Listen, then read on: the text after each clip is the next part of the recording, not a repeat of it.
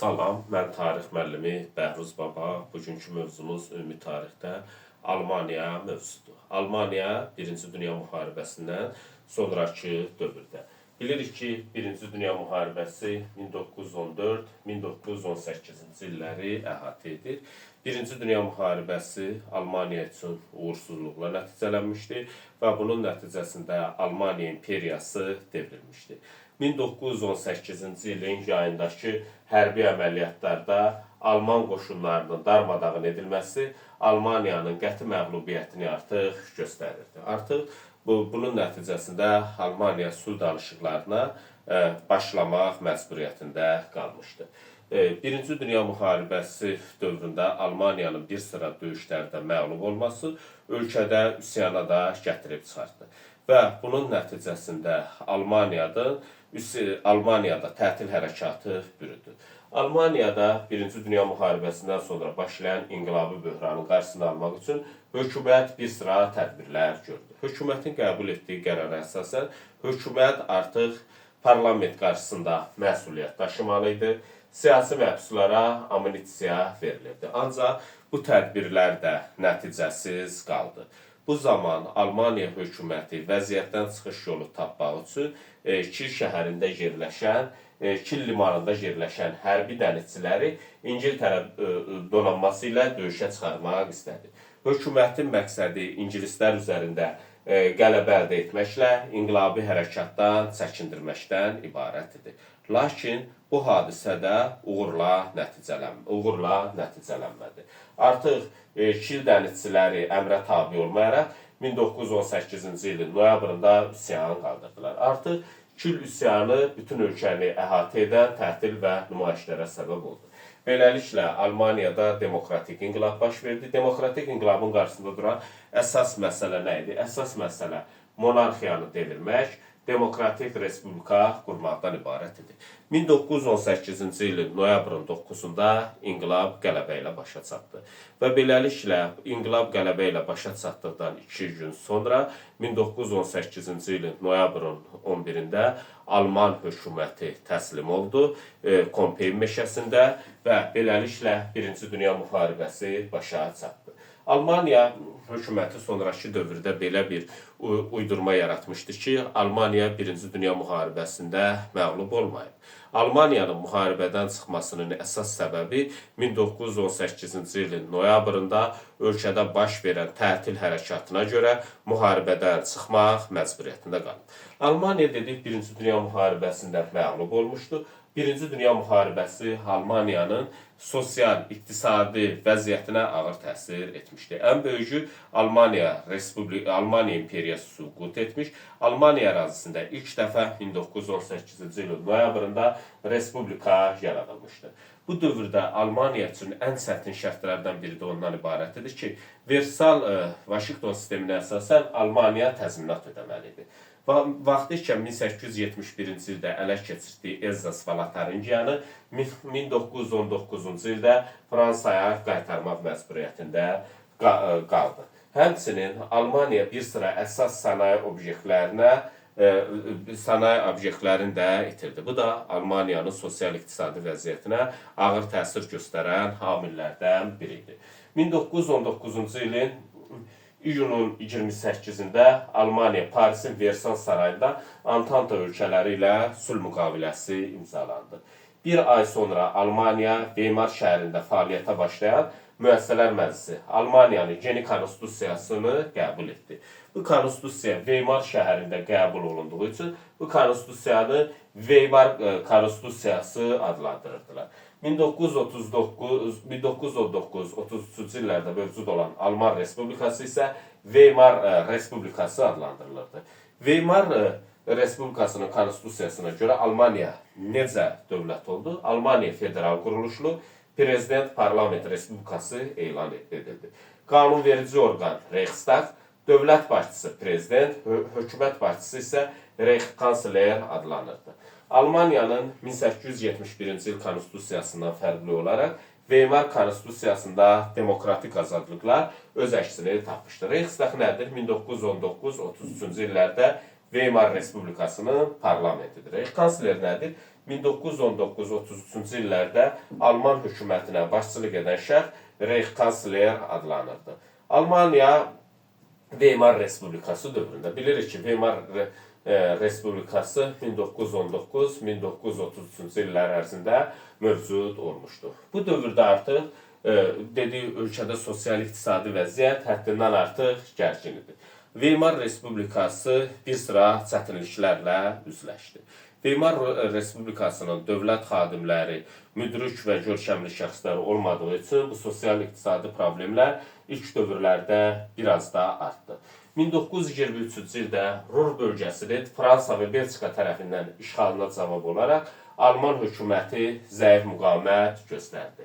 Alman işçiləri bu dövrdə tətilə başladı və hökumət onların maaşlarını daha çox kağız pul çap etməklə ödəyirdi. Bu da Almaniyada inflyasiyaya gücləndirdi. İnflyasiya nədir? Pulun dəyərdən düşməsi. Hətta Almaniyada bu dövrdə pul həddindən artıq dəyərdən düşmüşdü. Hətta puldan belə uşaqlar oyuncaq kimi belə istifadə edirdi.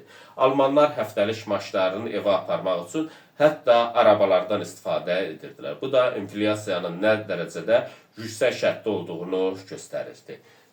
Bu zaman ölkədə inflyasiyanın artması, sosial-iqtisadi vəziyyətin pisləşməsi radikal siyasi partiyaların fəallaşmasına gətirib çıxartdı.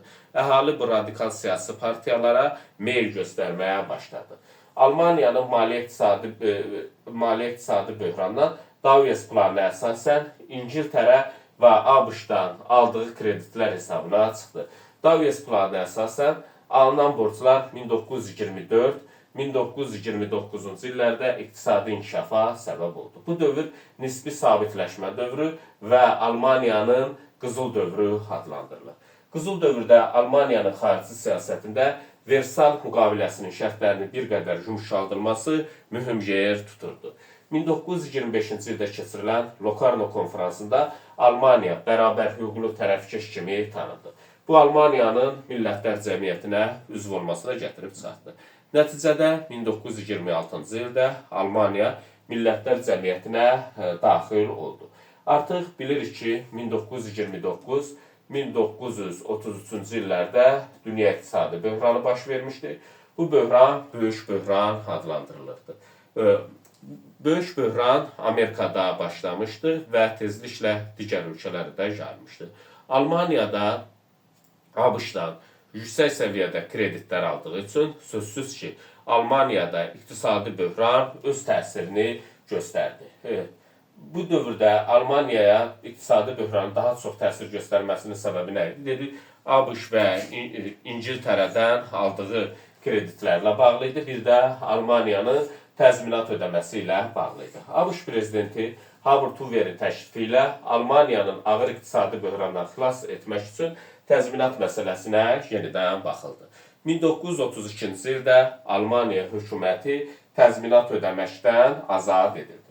Bu dövrdə Birinci Dünya müharibəsindən sonra Alman tarixinin ən faciəli hadisələrdən biri Nasist partiyasının yaradılması idi.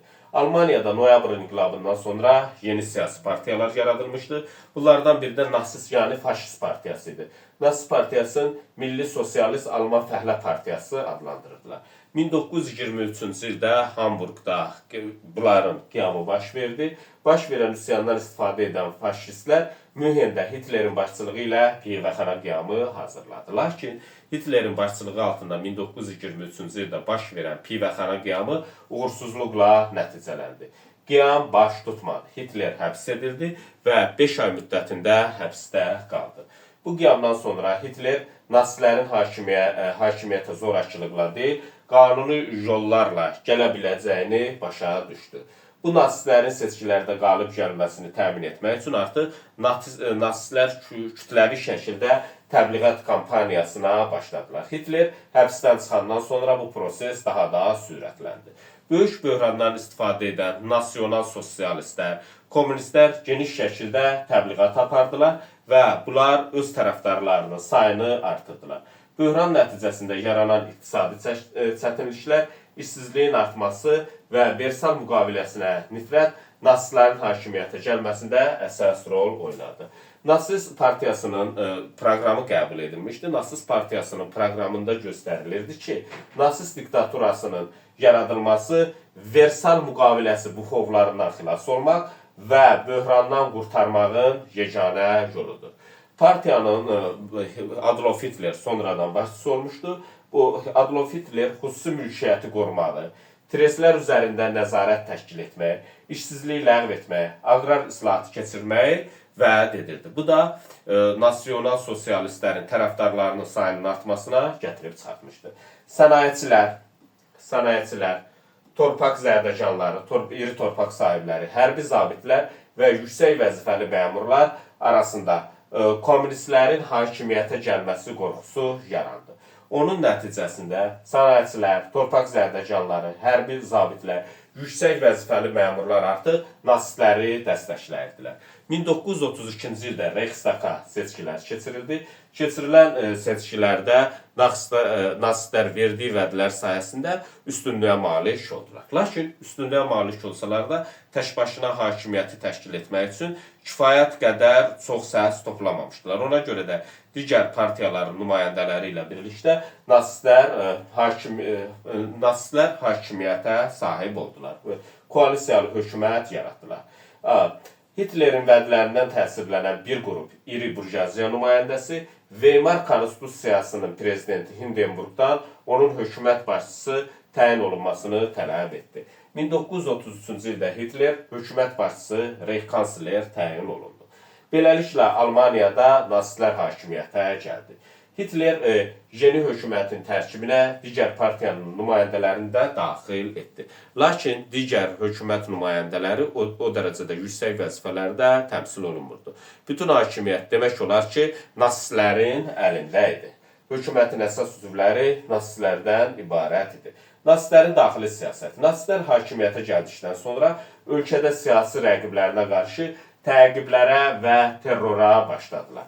Nasistlərin özü Reichstag parlament binasının yandırılmasını təşkil etdilər və özləri bunun yandırılmasını təşkil etsələr də bu işi kommunistlərin öhdəsinə buraxdılar. Bu işi bildirdilər ki, kommunistlər Reichstagın binasını yandırıb. Reichstagın qəbul etdiyi qanunla hökumətə fövqəladə səlahiyyət verildi. Bu Weimar Konstitusiyasının və Reichstagın ləğv edilməsi idi. Hitlerin tələbi ilə Weimar Respublikasının prezidenti Hindenburgun xalqı və dövləti müdafiə etmək adlı fərman imzaladı. Fərmana əsasən Weimar Konstitusiyasındakı bütün azadlıqlar ləğv edildi. Nasistlər onların rejiminə qarşı çıxanlar üçün həbs düşərgələri yaratdılar. 1933-cü ildə Almaniyada Nasist partiyasından başqa bütün siyasi partiyalar ləğv edildi. Həmkarlar ittifaqlarının fəaliyyəti məhdudlaşdırıldı və tam şəkildə hakimiyyət nasistlərin nəzarəti altına keçdi. Federal dövlət tərkibinə daxil olan Alman torpaqlarının muxtariyyəti ləğv olundu. Faşist xüsusi dəstələri və Gestapo, gizli polis yaradıldı. Hitlerin totalitar dövlətin əsası qoyuldu. 1934-cü ildə Hindenburg vəfat etdi. Onun vəfatından sonra prezident idarəsi də ləğv edildi. Artıq ölkədə tam şəkildə Adolf Hitlerin totalitar diktaturası qurulmuşdu. Tam şəkildə hakimiyyətə faşistlər nəzarət edirdi. Hitler prezident və Reichskansler vəzifəsini birləşdirərək özünü Alman millətinin Führeri elan etdi. Adlandıraraq bütün hakimiyyəti öz əlində cəmləşdirmişdi. Artıq parlament tərəfindən Hitlerə diktatorluq səlahiyyəti də verildi. Nasistlərin bu dövrdə çətin bir şəraitdə hakimiyyətə gəlmişdilər. Nasistlərin iqtisadi siyasətinin əsasını hərbi sənayinin inkişaf etdirilməsindən ibarət idi. Hitler işsizliyi aradan qaldırmağa və iqtisadi böhrana son qoymağa çalışırdı. Bunun üçün də Alman hökuməti tərəfindən, nasistlər tərəfindən kütləvi silahlanma proqramı elan edildi.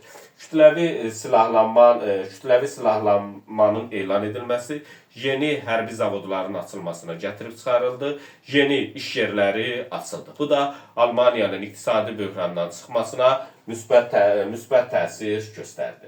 Gestapo nədir? 1933-1945-ci illərdə Almaniyada fəaliyyət göstərən gizli polis, polis belə adlandırırdı.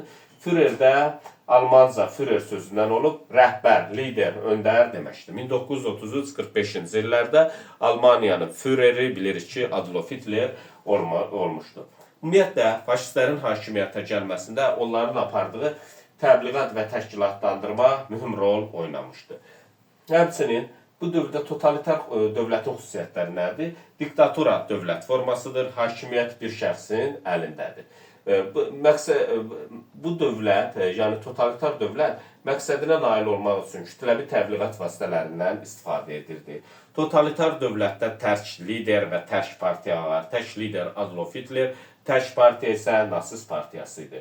Hakimiyyət bölgüsü və fərdi azadlıqlar təminatı bu idarə üsulunda ləğv edilirdi. Bu dövrdə nasistlər, yəni faşistlər antisemitizm siyasətini yeridirdilər. Bu siyasət kimə qarşı idi? Bu siyasət əsasən Yahudilərə qarşı yönəlmişdi. Birinci Dünya müharibəsindən sonraki sosial-iqtisadi problemlər şəraitində Almaniyada antisemitizm, Yahudilərə qarşı düşmənçilik siyasəti yenidən üzə çıxdı. Almaniyada nasistlər hakimiyyətə gəldikdən sonra Yahudilərə qarşı antisemitizm ideyaları həyata keçirməyə başladılar. Yahudilərin bütün müəssisələri boykot edilməyə başladı. Yahudilər Almaniya vətəndaşlığından çıxarıldı. Yahudilər dövlət aparatında tutduğu vəzifələrdən azad edildilər. Və beləliklə artıq Yahudilərə qarşı 1948-ci ildə Almaniyada Yahudi qırğını törədilmişdi. Nasistlərin xarici siyasəti nədən ibarətdir? Nasistlərin xarici siyasətinin əsasını Birinci Dünya müharibəsindəki məğlubiyyətin əvəzini çıxmaqdan ibarət idi. Nasistlərin xarici siyasətində əsas məqsədi Avropanı istila etmək və dünya ağalığı qurmaq təşkil edirdi. Almaniyada nasistlər ilk olaraq silahlanma məhdudiyyətlərindən azad olmaq üçün 1933-cü ildə Millətlər Cəmiyyətindən çıxdı. Sonra isə Versal müqaviləsinin hərbi şərtlərini ləğv etməyə başladılar. 1935-ci ildə Hitler hökuməti referendum keçirərək Sar vilayətini geri qaytardı. Alman ordusunun sayı artırıldı. Bütün silah növlərinin istehsalı bərpa olundu. 1936-cı ildə hərbsizləşdirilmiş Reyn zonasına Alman ordusu yeridildi. Nasistlərin səyi nəticəsində Avropada müharibə ocağı yarandı. İşğalçı siyasət Almaniya, İtaliya və Japoniyanı bir-biri ilə yaxınlaşdırdı. Britaniya və Fransanı sakitləşdirmə və qarışmama siyasəti Almaniyanın əvvəlcə Avstriyanı birləşdirməsinə, sonra isə Çexoslovakiyanı işğal etməsinə şərait yaratdı. Almaniyanın işğalçılıq siyasəti artıq İkinci Dünya müharibəsinə gətirib çıxartdı. Və nəticədə 1939-cu ilin sentyabrın 1-də Almaniyanın Polşaya hücum etməsi nəticəsində İkinci Dünya müharibəsi başladı. Bu dərsimizlə bağlı bu qədər.